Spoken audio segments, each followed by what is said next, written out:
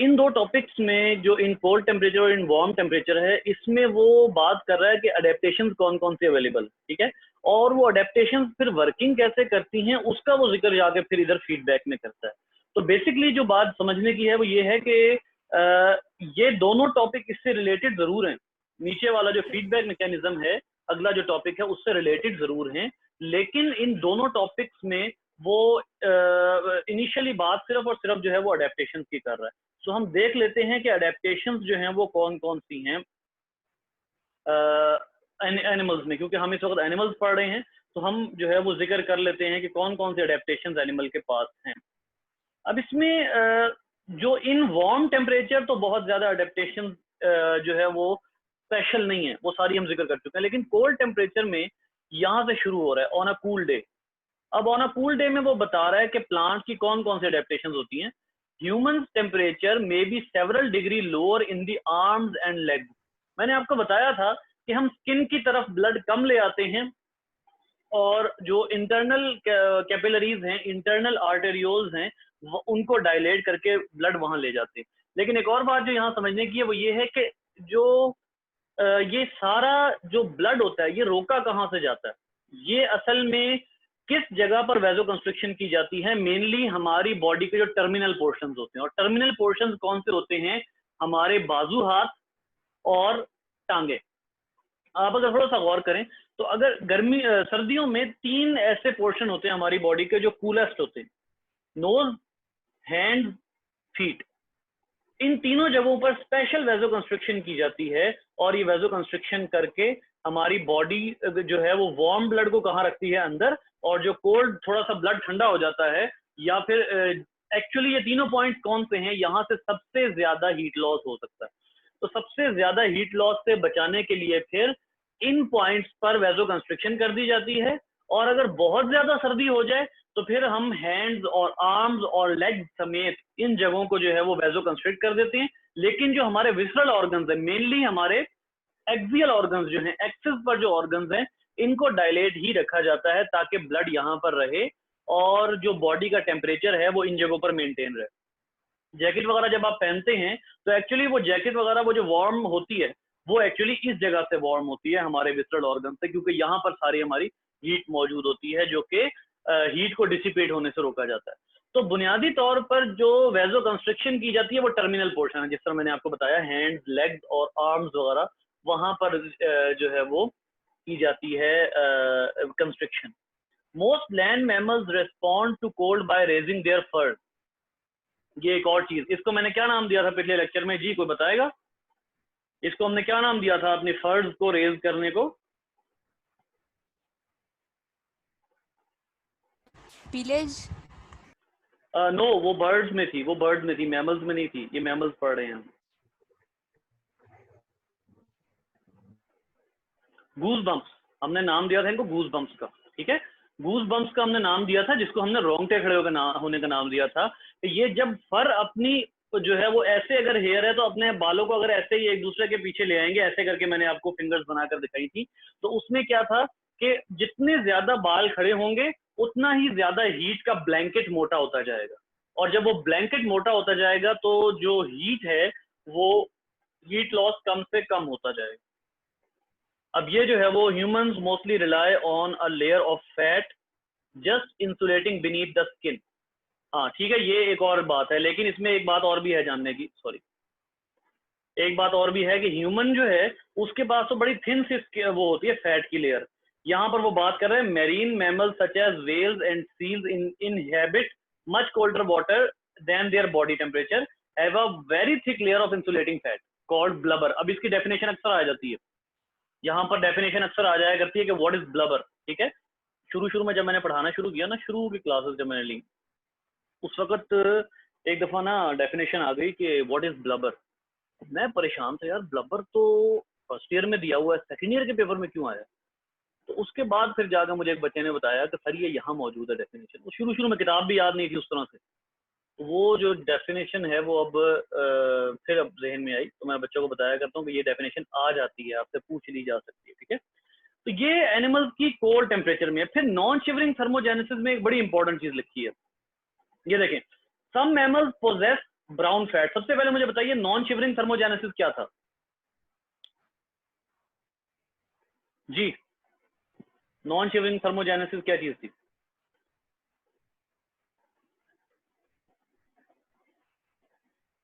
और कुछ पढ़ के आ जिसमें जाए। हार्मोन के जी जिसमें जी जी हार्मोन के थ्रू हीट गेन होती है। जी जी, हार्मोन के जरिए हम मॉलिक्यूल्स को हीट ब्रेक गेन। करवा के उससे एटीपी निकलवाते हैं, ठीक है। तो हार्मोन्स के जरिए हम जब करते हैं, जिसमें मैंने आप लोगों को खास तौर पर जिक्र किया था थायरॉक्सिन का, ठीक है। मैंने आपसे कहा था कि थायरॉक्सिन के जरिए हम मॉलिक्यूल्स ब्रेक करते हैं अपनी बॉडी के और उससे एटीपी जनरेट करवाते हैं। ये देखिए, सम मैमल्स पोजेस ब्राउन फैट। अब ये जो है ना, ये इंतहाई इंपॉर्टेंट चीज है। ये इंपॉर्टेंट क्यों है? क्योंकि ये सब मैमल्स में नहीं होती, ये बच्चों में होती है, जो बिल्कुल नॉर्मलूद बच्चे होते हैं, जस्ट बॉर्न बेबीज होते हैं, उनमें भी मौजूद होती है। Which is specialised for rapid heat production. Heat की प्रोडक्शन के लिए ये स्पेशलाइज्ड होते हैं। In over production of heat it is dissipated through expose surfaces. ये बात हो चुकी है कि हम क्या करते हैं, अगर हीट ज्यादा प्रोड्यूस हो जाए तो हम उस हीट को डिसिपेट कर देते हैं, इवेपोरेट करवा देते हैं। तो ब्राउन फैट जो है वो भी आप लोगों को समटाइम एमसीक्यूज पूछा जाता है कि इनमें से कौन सी चीज है जो कि यूज की जा सकती है हीट प्रोडक्शन के लिए नॉन शिवरिंग थर्मोजेनेसिस में। तो ये तो है जो थर्मो रेगुलेशन इन एनिमल्स था कि क्या क्या किया जा सकता है। अब एक छोटा सा आर्टिकल है, बिल्कुल ही छोटा सा आर्टिकल है, और ये लॉन्ग में आया हुआ है एक्चुअली ना। देखिए, अडेप्टेशन इन प्लांट्स। अब थर्मो रेगुलेशन इन प्लांट्स में, क्योंकि प्लांट्स जो हैं उन्होंने भी टेरेस्ट्रियल एनवायरनमेंट में सर्वाइव करना है, हमें अच्छे तरीके से पता है कि जो वाटर के आदि हैं ना एनिमल्स, वो थर्मो कन्फॉर्मर होंगे, थर्मो रेगुलेटर होंगे ओशन के खास तौर पर।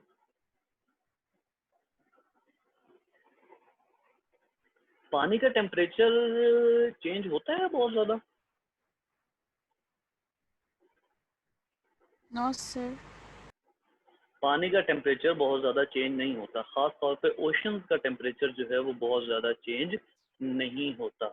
जो लेयर होती है बर्फ़ की, आपने अच्छी तरह जो है वो पढ़ा होगा लोअर क्लासेस में, और इवन पार्ट 1 में भी शायद आपने पढ़ा हो कि जो बर्फ़ की लेयर होती है वो ऊपर जम जाती है और नीचे पानी का टेम्परेचर अप्रॉक्सीमेटली सेम रहता है, जिसकी वजह से जो नीचे के ऑर्गेनिज्म है वो सर्वाइव कर सकते हैं। और अगर वो टेम्परेचर चेंज हो जाए तो बहुत से ऑर्गेनिजम्स मर जाएंगे, क्योंकि वो सब थर्मो कन्फॉर्मर है। कन्फॉर्मर क्यों है? क्योंकि वो अपने इन्वायरमेंट के चेंज को बर्दाश्त नहीं कर सकते। उनके इन्वायरमेंट में जो चेंज आएगा वही चेंज उनकी बॉडी में आ जाएगा। जबकि रेगुलेटर क्या करते हैं, उनके इन्वायरमेंट में चेंज आता है लेकिन उनकी बॉडी में वो चेंज नहीं आता, बल्कि वो क्या करते हैं, मेंटेन करते हैं। तो मेंटेन जब करेंगे तो वो रेगुलेटर है, ठीक है। तो अब असल बात के ऊपर आते हैं। मैंने आपको कहा था कि प्लांट्स भी टेरेस्ट्रियल एनवायरनमेंट में है, और हमें ये पता है कि टेरेस्ट्रियल एनवायरनमेंट में टेम्परेचर चेंज सडनली आता है, सडनली टेम्परेचर चेंज आता है, ठीक है। तो अब ऐसी सूरत में क्या क्या कर सकते हैं plants? For example, high temperature पे प्लांट्स कैसे सर्वाइव कर रहे हैं? High temperature denatured enzymes. अब देखिए, प्लांट्स के पास 2-3 अडेप्टेशन है, वो मैं इसको हमने हरगिज रीड नहीं करना, मैं आपको जो है वो सबसे पहली अडेप्टेशन लिख के देता हूँ। यहाँ पर अडेप्टेशन एक एक करके हम लिख लेते हैं। Number 1, evaporative cooling. Evaporative cooling plant में कैसे होगी जी?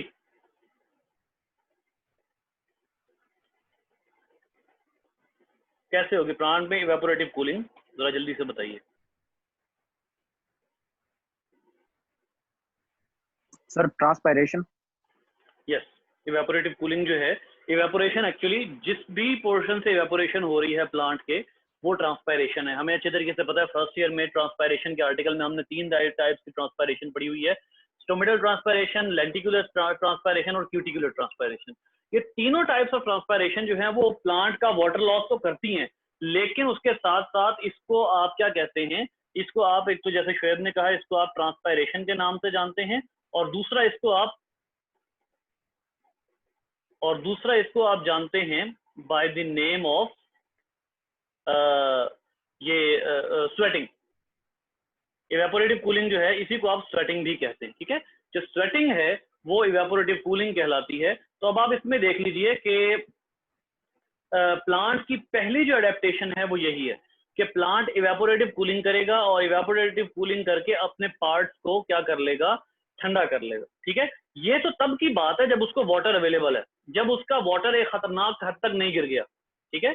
ये अडेप्टेशन तब तक है इवेपोरेटिव कूलिंग। जब प्लांट का वाटर लॉस बहुत ज्यादा हो जाएगा, ऐसी सूरत में प्लांट क्या करेगा? अब आइए नेक्स्ट बात पर चलते हैं। ऐसी सूरत में प्लांट जी वैसे वाटर को लॉस होने से बचाने के लिए ज्यादा से ज्यादा क्या कर सकता है? जी जल्दी जल्दी। फिर स्टोमेटा क्लोज कर देता है। जी जी बिल्कुल, एग्जैक्टली प्लांट ने स्टोमेटल क्लोजर कर देना है, और ये जो स्टोमेटल क्लोजर है इसके जरिए फिर प्लांट बच जाएगा कि यार जो बहुत ज्यादा लॉस है वाटर का वो ना हो, वाटर लॉस से बचा जा सके, और जो है वो डेथ ना हो जाए प्लांट की। फिर एक और चीज जो खास तौर पर ऐसे प्लांट्स में जो हमारे जैसे एरियाज में रह रहे होते हैं, उन प्लांट्स में एक और अडेप्टेशन क्या होती है, they have heat shock protein. ये प्रोटीन्स जो हैं, these proteins protect other proteins, especially enzymes, to get denatured। आपको अच्छे तरीके से पता है कि प्रोटीन इंतहाई सेंसिटिव किस्म का मॉलिक्यूल है, और उन प्रोटीन में भी सबसे ज्यादा सेंसिटिव कौन है? एंजाइम्स। वैसे एंजाइम्स इतने सेंसिटिव क्यों हैं, तो बताएगा कोई आइडिया? क्या वजह है कि हर चीज का असर ही एंजाइम्स पर हो रहा है? हर चीज का असर कबूल कर लेते हैं, इतने मम्मी डैडी आ गए, थोड़ी सी गर्मी हुई नहीं, थोड़ा सा पीएच नहीं बढ़ी, और जनाब फटाफट ठक करके एंजाइम, सबसे पहली चीज जनाब एंजाइम डिनेचर हो गया। क्या मसला है?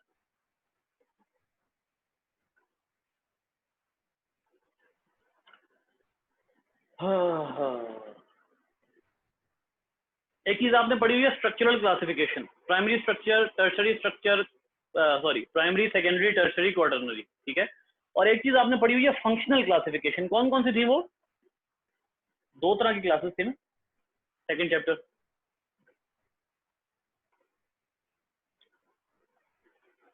प्रोटीन की क्लासिफिकेशन। जी प्रोटीन की क्लासिफिकेशन, फाइब्रस और ग्लोबुलस। जी फिब्रस और ग्लोब्यूलर प्रोटीन। एंजाइम में कौन सा स्ट्रक्चर होता है? जी ग्लोबुलस। ग्लोब्यूलर। और जी जी जी, और ग्लोब्यूलर में कौन सा जो स्ट्रक्चर है वो फॉलो होता है आमतौर पर? जो स्ट्रक्चरल क्लासिफिकेशन है उसका कौन सा स्ट्रक्चर फॉलो होता है? टर्शरी या क्वाटरनरी या प्राइमरी या सेकेंडरी? शायद टर्शरी, शायद, मतलब अच्छा। कंफर्म नहीं है जी। और कोई? चले, खैर टाइम ज़ाया हो रहा है हमारा। जो जी आपकी बात बिल्कुल ठीक है कि प्राइमरीली जो ग्लोब्यूलर प्रोटीन्स है उनमें टर्शरी और एंजाइम्स ज्यादातर जो स्ट्रक्चर फॉलो करते हैं वो क्वाटरनरी स्ट्रक्चर होता है। अब इसमें प्रॉब्लम क्या होता है, आपको ये भी अच्छी तरह याद है कि ये जो एंजाइम्स होते हैं इनके अंदर तीन तरह के सपोर्टिंग बॉन्ड्स होते हैं। बात पहले भी हो चुकी है इसी चैप्टर में। एक आयोनिक होते हैं, दूसरा हाइड्रोजन बॉन्ड्स होते हैं, और तीसरा डाइसल्फाइड ब्रिजेस होते हैं, डाइसल्फाइड ब्रिजेस। ये तीन तरह के बॉन्ड इसमें होते हैं। अब ये जो हीट होती है वो सबसे ज्यादा इन तीन बॉन्ड्स को इफेक्ट करती है। इसका मतलब ये हुआ कि अगर हीट आ गई तो ये तीनों तरह के बॉन्ड्स जो हैं इनको खतरा है। और आपको अच्छे तरीके से पता है कि एंजाइम पूरा ब्रेक ना हो, एंजाइम पूरा ब्रेक ना हो, सिर्फ एक अमाइनो एसिड किसी क्रिटिकल पॉइंट से ब्रेक हो जाए, एंजाइम खत्म। अब आप लोगों को मैं एक बात बताता हूँ, हीमोग्लोबिन की कितनी चेन्स पड़ी हुई हैं आपने? 4। उन 4 चेन्स में सिर्फ एक अमाइनो एसिड में चेंज आता है तो क्या कौन सी डिजीज हो जाती है? सॉरी, दोबारा बोलें। आपकी आवाज बहुत हल्की आ रही है बेटा। नहीं, मुझे आपकी आवाज नहीं आ रही, पता नहीं मेरे ख्याल है माइक पे हाथ है या क्या चक्कर है। Sickle cell anaemia. Sickle cell anaemia वो डिजीज है जिसमें 4 चेन्स में से एक चेन के एक अमाइनो एसिड की रिप्लेसमेंट हो जाती है। वेलिन की जगह ग्लूटामिक एसिड, ग्लूटामिक एसिड की जगह वेलिन लग जाता है। ये आपने 20वें चैप्टर में पढ़ना है। अब वो क्या होता है, वो प्रोटीन प्रॉपरली कैरी नहीं करती है, ऑक्सीजन को कैरी नहीं करती। इसका क्या मतलब है कि एक क्रिटिकल जगह से अगर बॉन्ड ब्रेक हो गया तो वो पूरा एंजाइम, चाहे पूरे एंजाइम के 1000 अमाइनो एसिड हैं और उन 1000 में से 999 ठीक है, एक क्रिटिकल जगह से टूट गया तो बस खत्म, एंजाइम मजीद काम नहीं करेगा। तो इसलिए ये इंतहाई इंपॉर्टेंट होता है कि आप सबसे पहले अपनी बॉडी के अडेप्टेशन इस लिहाज से करें कि बॉडी किसी भी फिनोमिना को सफर कर सके। तो ये तो हो गया वार्म टेम्परेचर में। अब आइए लो टेम्परेचर पे जो है वो प्लांट्स में क्या हो रहा है। लो टेम्परेचर में क्या होता है, लो टेम्परेचर में प्लांट के अंदर जो सबसे पहली अडेप्टेशन होती है वो है ऑल्ट्रेशन इन साइटोसोलिक सोल्यूट कंसंट्रेशन। आपको अच्छे तरीके से पता है कि अगर वाटर में हम कोई और सोल्यूट ऐड कर देते हैं तो उसका जो उसकी केमिकल प्रॉपर्टीज हैं, उसका जो बॉइलिंग पॉइंट और मेल्टिंग पॉइंट है वो सेम रहता है या बदल जाता है? बेटा अगर मैं वाटर में ऑयल ऐड कर दूं या वाटर में कोई और चीज ऐड कर दूं ऐसी जो टेम्परेचर वाइज स्टेबल हो, तो अब जब मैं वाटर को कोशिश करूंगा जमाने की तो वाटर की जो फ्रीजिंग होगी उस पर वाज़ेह तौर पर इफेक्ट पड़ेगा। 0 डिग्री सेंटीग्रेड किसका फ्रीजिंग पॉइंट है, कौन से वाटर का फ्रीजिंग पॉइंट है?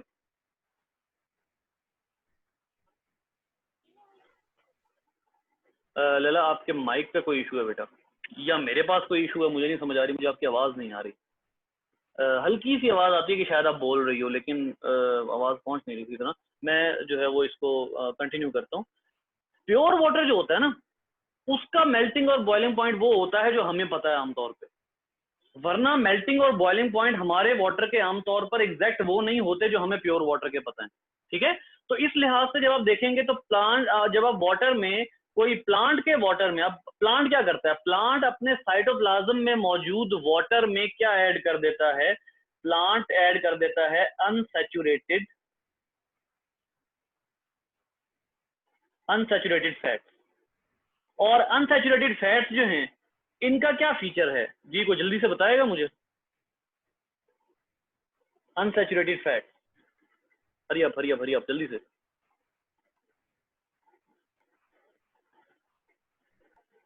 क्या ये वाटर में सोल्यूबल है? ये वाटर में सोल्यूबल नहीं है। ठीक है, दूसरी बात, क्या आपने कभी देखा है कि ये जो अनसैचुरेटेड फैट्स हैं ये सरसों का तेल कभी जमा के देखा है, जमता है? सरसों का तेल या कोई और ऑयल जो है वो जब आप जमाने की नो कोशिश सर। जी, जब आप जमाने की कोशिश सर करते हैं तो वो वो, सॉरी बोलो क्या हथेली क्या कह पर, रहे हो? हथेली पर सर, हथेली पर जमाना है। नहीं, हथेली पर नहीं जमाना भाई, फ्रीजर में जमाना है। हथेली पर सरसों जमाने की बात जो है वो फिलहाल अभी नहीं की जा रही। ये बात हो रही है कि जब आप फ्रीजर में उसको रखेंगे तो उस वक्त जब आप उसको जमाने की कोशिश करते हैं तो वो उस टेम्परेचर उसका लो हो जाएगा, वो ठंडा हो जाएगा, लेकिन वो जमता नहीं है। In other word, plant add unsaturated fats to avoid crystal formation. आपको अच्छे तरीके से पता है कि अगर क्रिस्टल बन गया, और क्रिस्टल बन जाने से प्लांट की प्लाज्मा मेम्ब्रेन भी ब्रेक हो सकती है, प्लांट के साइटोप्लाज्म का स्ट्रक्चर डिस्टॉर्ट हो सकता है क्रिस्टल बन जाने की वजह से, मतलब बर्फ बन जाने की वजह से एंजाइम भी वर्किंग खत्म कर देंगे, क्योंकि आपको पता है कि एक खास तरह की मूवमेंट होती है जो साइटोप्लाज्म में जरूरी होती है। कौन सी? जी जी जी, हरिया।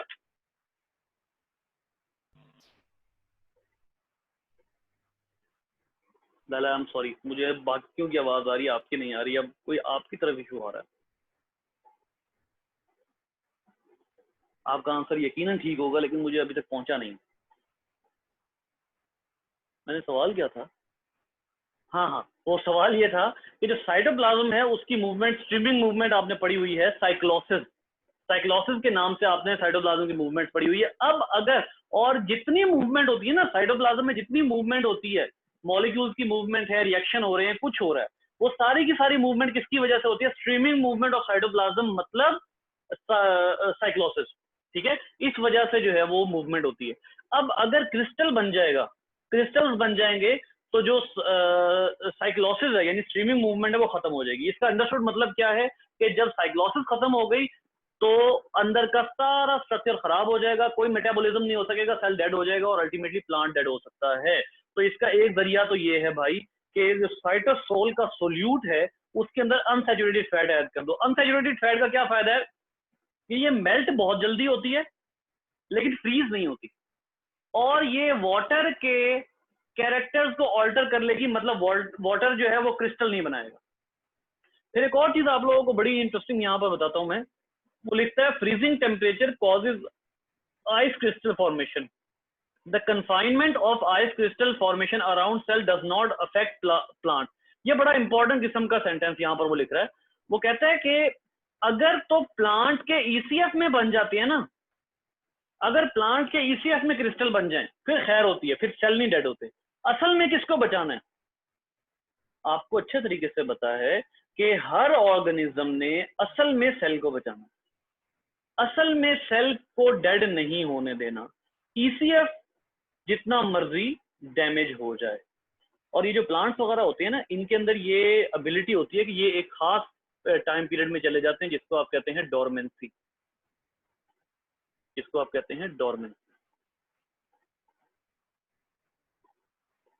ये जो डोरमेंसी होती है इसके अंदर क्या खास किस्म का फीचर होता है कि ये प्लांट्स जो हैं इनको मतलब डोरमेंसी में प्लांट ना जिंदा है ना मुर्दा है, ठीक है। ये कुछ अरसे के लिए बहुत ही लो मेटाबॉलिज्म पे चले जाते हैं, सीड्स भी और प्लांट्स भी। तो अब आप एक और चीज देखिए कि अगर वो यहाँ पर क्या बता रहा है, वो आपको बताना चाह रहा है कि ये जो the confinement of ice crystal formation around the cell, around the cell अगर क्रिस्टल बन जाते हैं खैर है, कोई बात नहीं, around the cell crystal formation की खैर होती है। लेकिन अगर वो क्रिस्टल कहाँ बन जाए तो खतरनाक होंगे जी, कहाँ बने क्रिस्टल तो खतरनाक है? सेल के अंदर, सेल में। जी बिल्कुल। अगर वो क्रिस्टल सेल के अंदर बन जाएं तो वो खतरनाक है। तो ऐसी सूरत में फिर क्या होता है, formation of ice crystal with in protoplasm, ये बात उसने की है। प्रोटोप्लाज्म के अंदर अगर बन जाते हैं perforates membranes and organelles, hence killing the cell, सुराख हो जाते हैं क्रिस्टल्स की वजह से, प्लाज्मा मेम्ब्रेन में और ऑर्गेनल्स में सुराख हो जाते हैं, लिहाजा सेल डेड हो सकता है। सो वो क्या कह रहा है, plants native to cold region which such as oak, maples, roses, plants adapted to bring changes in solute composition of the cell, cell के अंदर चेंज ले आते हैं सोल्यूट की, जो अभी यहां पर बात हुई है। ओवरऑल वो बात यही कर रहा है कि सेल के अंदर की सोल्यूट कंपोजिशन को चेंज कर दो। जब आप सेल के अंदर की सोल्यूट कंपोजिशन को चेंज कर दोगे तो वाटर जमेगा नहीं, क्रिस्टल नहीं बनेंगे। और इसका क्या मतलब है कि जो सेल है वो अपनी जगह जिंदा रहेगा, उसको कुछ नहीं हो सकेगा, ईसीएफ में क्रिस्टल बन जाए खैर, ठीक है। तो अल्टीमेटली वो बात यही कर रहा है कि ये जितने प्लांट्स होते हैं जो खास तौर पर लो टेम्परेचर पर सरवाइव करने वाले होते हैं, इन प्लांट्स में जो वाहिद और बेहतरीन टेक्निक है वो ये वाली है कि सेल साइटोसोल के सोल्यूट कंपोनेंट को की ऑल्ट्रेशन कर दो, उसका जो फ्रीजिंग पॉइंट है वो बढ़ा दो। अगर आप फ्रीजिंग पॉइंट बढ़ा दोगे तो इसका मतलब ये होगा कि वो प्लांट जो है वो उसका सेल जो है उसके अंदर क्रिस्टल नहीं बने। ठीक हो गया जी बच्चे, क्लियर है?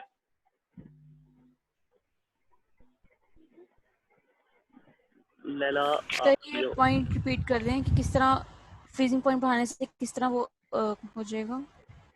सोल्यूट को बढ़ाने से देखें, खास तौर पर एक बात याद रखें, जब आप वाटर के अंदर किसी भी सोल्यूट को ऐड करते हैं ना, तो वाटर की जो केमिकल जो फिजिकल और केमिकल प्रॉपर्टीज होती हैं वो चेंज हो जाती हैं। ठीक है, चेंज इस तरह से होती हैं कि क्योंकि वाटर जो होता है सिर्फ उसने फ्रीज नहीं होना होता, उसके अंदर जो कंपाउंड्स है उन्होंने भी फ्रीज होना होता है।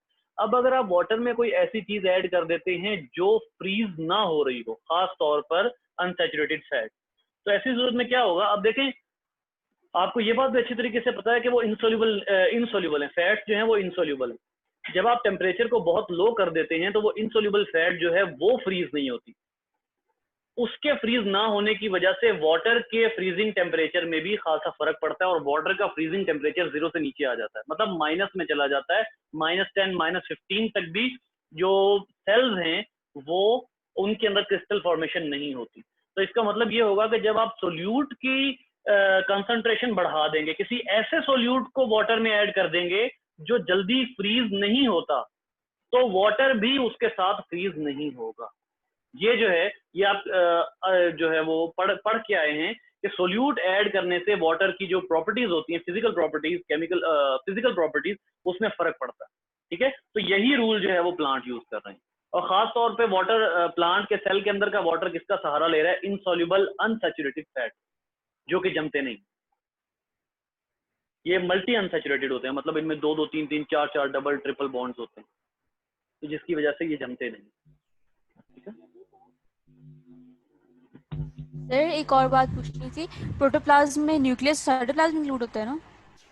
एक मिनट बेटा, हादिया एक मिनट ठहरिएगा, मैं ना चैट ऑन कर दूं। ये लैला है, इसको ना इसका क्वेश्चन आ जाए। जी बेटा लैला, आप अपना क्वेश्चन ना आप लिख दें मुझे, मैंने चैट ऑन कर दिया। जी अब बोलिए, हादिया क्या कह रही थी? सर प्रोटोप्लाज्म में न्यूक्लियस और साइटोप्लाज्म इंक्लूड होता है ना? प्रोटोप्लाज्म में दोनों प्लाज्म इंक्लूड होते हैं, बिल्कुल, न्यूक्लियोप्लाज्म प्लस साइटोप्लाज्म, दोनों प्लाज्म जब आप ऐड करते हैं तो वो प्रोटोप्लाज्म है। और इसीलिए जो है वो आप बैक्टीरिया के अंदर प्रोटोप्लाज्म नहीं होता, क्योंकि उसमें न्यूक्लियस नहीं होता ना, न्यूक्लियोप्लाज्म नहीं होता। तो बैक्टीरिया जो है उसको उसको फिर आप प्रोटोप्लास्ट कह देते हैं। अगर आप जाए ना अपने फर्स्ट ईयर की जो बुक है उसमें 6th चैप्टर में देखें, जहाँ पर लिखा हुआ है, हाँ, न्यूक्लियर मटेरियल बैक्टीरिया का जहाँ पर लिखा हुआ है, वहाँ गालिबन येलो बॉक्स में या येलो बॉक्स के ऑपोजिट उसने लिखा हुआ है वर्ड प्रोटोप्लास्ट, ठीक है। तो वहां पर आपको मिलेगा प्रोटोप्लास्ट का वर्ड, क्योंकि प्रोटोप्लाज्म जो है वो बैक्टीरिया में नहीं हो सकता because of absence of nucleoplasm. जी बेटा, और कोई सवाल?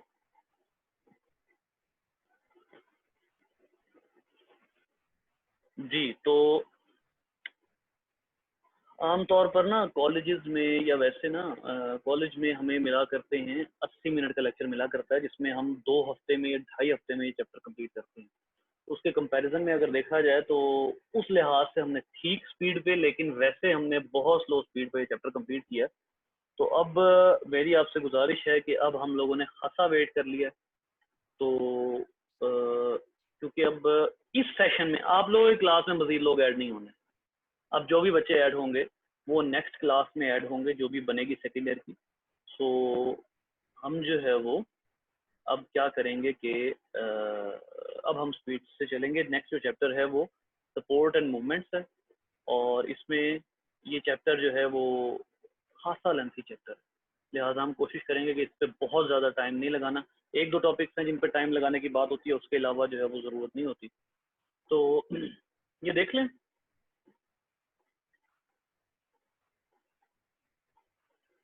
क्योंकि अब अगला चैप्टर इंशाल्लाह कल से शुरू करेंगे। लैला किधर गई बेटा? आपने लिखा है क्वेश्चन लैला? जी, अगर ECF क्रिस्टल में चेंज हो जाएगा तो सेल की ट्रांसपोर्ट कैसे होगी? जी, इसीलिए मैंने आपको कहा कि अगर ECF में क्रिस्टल बन भी जाते हैं, बेटा कौन लीव करके गया क्लास? हमारे स्टूडेंट्स हम लोग टोटल 12 थे मुझे मिला के। कोई एक बच्ची जो है वो, क्योंकि सैयद, अदील और शुएब तीनों है, अवैस छुट्टी पे आज, कोई एक बच्ची छोड़ के गई है क्लास। आयशा, फातिमा, आदिया, मायरा भी बैठी है। मरियम कहाँ है? मरियम आई थी? कोई एक बच्ची लीव करके गई है क्लास। सर मरियम थी, मरियम गई है। हाँ जी, मरियम गई है। अच्छा जी, खैर मैंने इसीलिए आपको कहा ना कि सेल जो है ना वो अपने आप को स्टेबल रख सकता है। सेल डोरमेंट पीरियड में चला जाएगा, सेल ऐसे पीरियड में चला जाएगा जिसमें मेटाबॉलिज्म बहुत ही स्लो हो जाए, ठीक है। ऐसी सूरत में उसको ECF से मटेरियल लेने की जरूरत नहीं पड़ेगी। ECF किस लिए होता है? ECF इसलिए होता है कि ECF को वेस्ट दिए जाएं और ECF से मटेरियल लिए जाएं। अब अगर अंदर मेटाबॉलिज्म ही नियर टू जीरो हो जाएगा तो ना वेस्ट बनेगी, ना मटेरियल जाया होगा, ना आपको ECF से मटेरियल लेना पड़ेगा।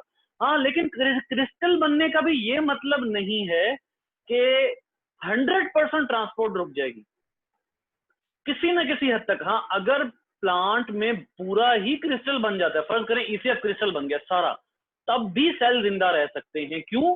क्योंकि ऐसे मौके पर एक तरह की प्रोटीन्स होती हैं जो प्लांट्स यूज करते हैं, प्लांट्स और एनिमल्स भी यूज करते हैं, उनको हम कहते हैं क्रायो प्रोटेक्टेंट प्रोटीन। ये जो प्रोटीन्स होती हैं, ये प्रोटीन्स प्लांट के जो सेल्स होते हैं उनको जम जाने के बाद भी, मतलब ECF के जम जाने के बाद भी जब दोबारा डीक्रिस्टलाइजेशन होती है तो ये जो प्रोटीन्स होती हैं ये सेल को दोबारा से एक्टिवेट कर देती है, क्रायोप्रोटेक्टेंट प्रोटीन। आपको पता है बहुत सी ऐसी फिश होती है जिनको जिंदा आप फ्रीजर में रख दें वो क्या हो जाएंगी? जम जाएंगी। लेकिन जब आप उनको दोबारा उठा के पानी में डालेंगे, जैसे ही उनकी बॉडी को ये अंदाजा होगा कि अब टेम्परेचर मुनासिब है, क्रायोप्रोटेक्टेंट प्रोटीन्स जो हैं वो दोबारा से टेम्परेचर को नॉर्मल पर लेकर आएंगी और वो मछली जिंदा हो जाएगी। अगर आपको इसका जो है वो नज़ारा देखना है तो यूट्यूब पे वीडियोस मौजूद हैं। एक बंदे ने फ्रीजर से उठा के मछली रखी, एक अदद बाल्टी थी उसके अंदर, वो फ्रोजन फिश थी, और उसमें वो दोबारा से, क्यों? क्योंकि क्रायो प्रोटेक्टिंग प्रोटीन थी जो कि ईसीएफ के जम जाने के बावजूद किनको जिंदा रखे हुई थी? सेल्स को। और मैं आपको शुरू से कह रहा हूं, the real thing that matters is the cell, not the ECF और द ब्लड। ये मैटर नहीं करते, मैटर सेल करता है। सेल जिंदा है तो वो बंदा दोबारा उठाया जा सकता है, ऑर्गेनिज्म, बंदा नहीं, ऑर्गेनिज्म। और हो सकता है ऐसा दौर आ जाए कि जिसमें आप क्रायो प्रोटेक्टेड ह्यूमन को देके तो उसको 50 साल बाद दोबारा उठा लेगा, चल भाई, और इसमें एजिंग भी नहीं होगी। आज मजे की बात, तो 50 साल बाद दोबारा उठे, आपकी एज वही है, सेल की एज वही है, मतलब आप तो इतने साल गुजार गए, सेल की एज वहां से स्टार्ट होगी जहां से आप फ्रीज हुए थे। पता लगे जनाब फ्रिज खोला, अंदर फ्रोजन इंसान पड़ा होगा। Sir captain America. हाँ बिल्कुल बिल्कुल बिल्कुल बिल्कुल, ऐसे ही ऐसे ही।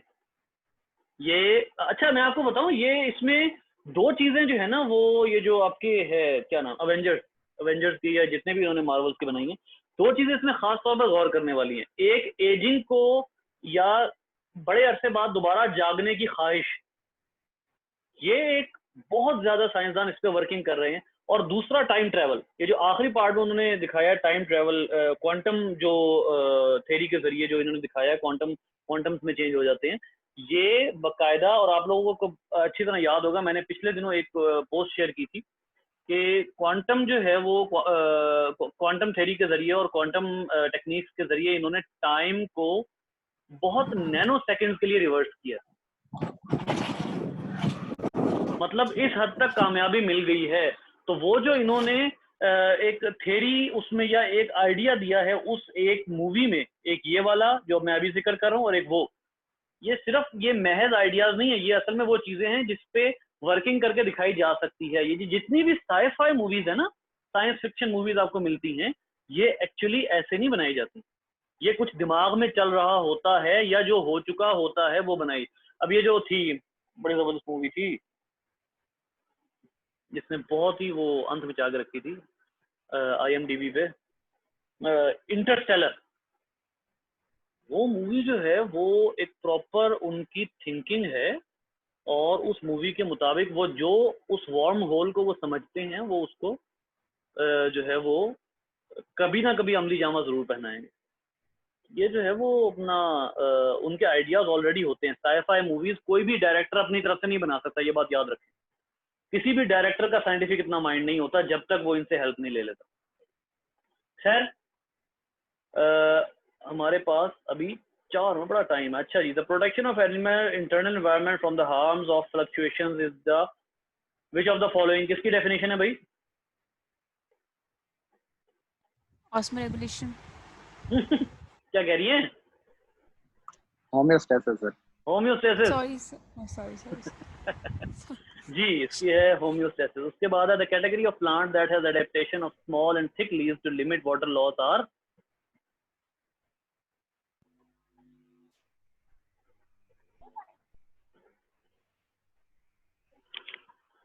लला ऊंची बोले।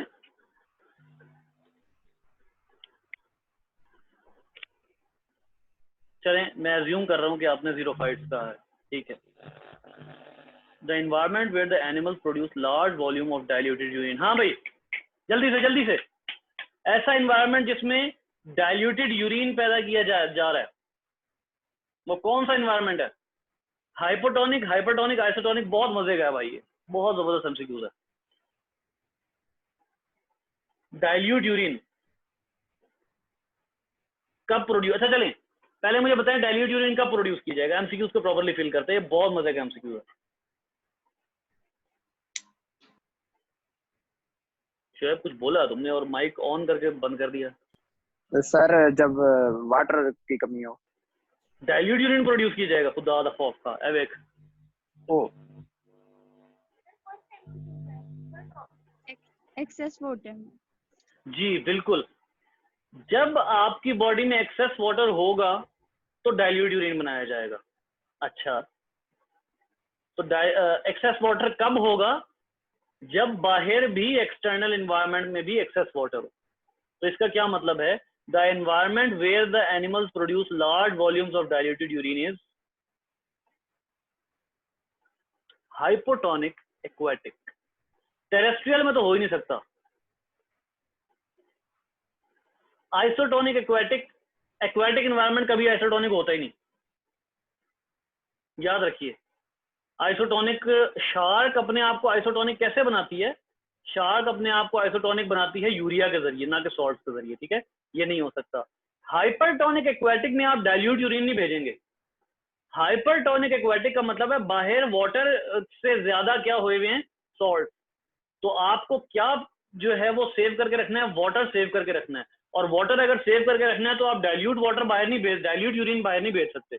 इससे क्या मतलब हुआ कि अगर हाइपोटोनिक एक्वेटिक है मतलब बाहर वाटर भरपूर है और आपके पास भी भरपूर है, तो फिर डाइल्यूट यूरिन जो है वो भेजा जाएगा। तो फिर डाइल्यूटेड यूरिन का जो आंसर है वो हाइपोटोनिक एक्वेटिक होगा, ठीक है। Which of the following is called excretophore, contributing mainly in the elimination of waste in plant? ये अब मैं क्या पूछूं आप लोगों से? अच्छा जी, उसके बाद है the excretory product that requires minimum water for its elimination compared to others. जी, इनमें से कौन सा है जिसको सबसे कम वाटर चाहिए एलिमिनेट होने के लिए? Ammonia? Uric acid. Yes, uric acid. Ammonia नहीं है इसका आंसर, ठीक। उसको the group of animals whose excretory system is structurally associated. हाँ जी, कौन सा ऐसा ग्रुप ऑफ एनिमल्स है जिनका जो एक्सक्रीटरी सिस्टम है वो डाइजेस्टिव सिस्टम के साथ एसोसिएटेड होता है, जुड़ा हुआ होता है?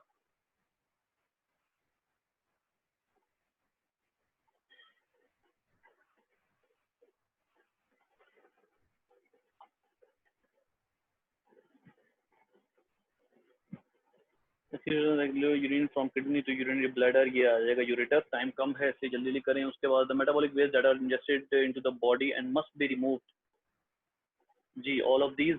उसके बाद आ जाएगा the following is not endotherm. Endotherm कौन नहीं है? Bird, science and amphibians, mammals, amphibians. उसके बाद name of the type of the following that is responsible for shivering, thermogenesis, structural.